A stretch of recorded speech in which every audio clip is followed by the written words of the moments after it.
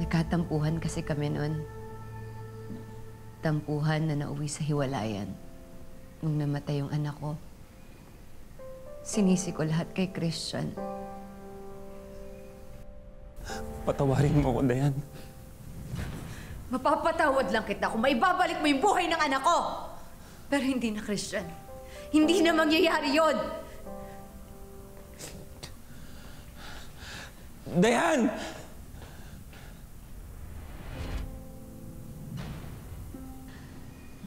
Ang dami kong pinanghihinayang nangyari sa buhay ko, Hope.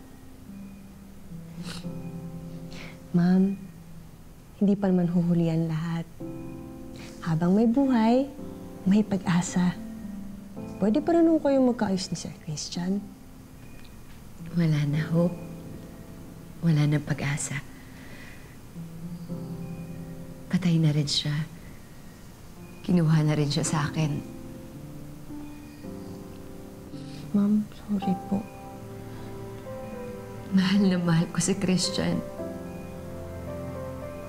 Pero hindi na ako nabigyan ng pagkakataon na iparamdam sa kanya ulit yun.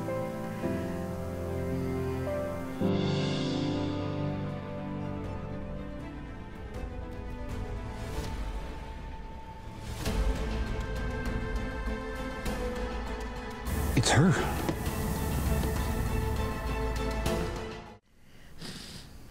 Ang tagal na panahon na, pero yung sakit nandito pa din.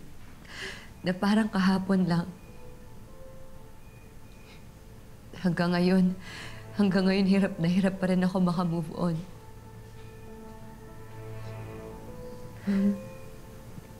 Grabe na naman yung mga pinagdaanan niyo.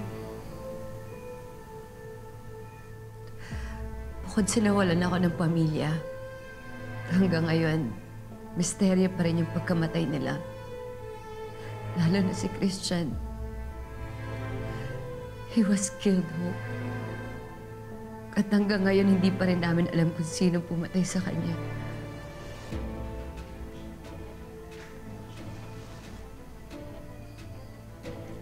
Hindi ko makakalimutan ang huling sinabi ng asawa ko.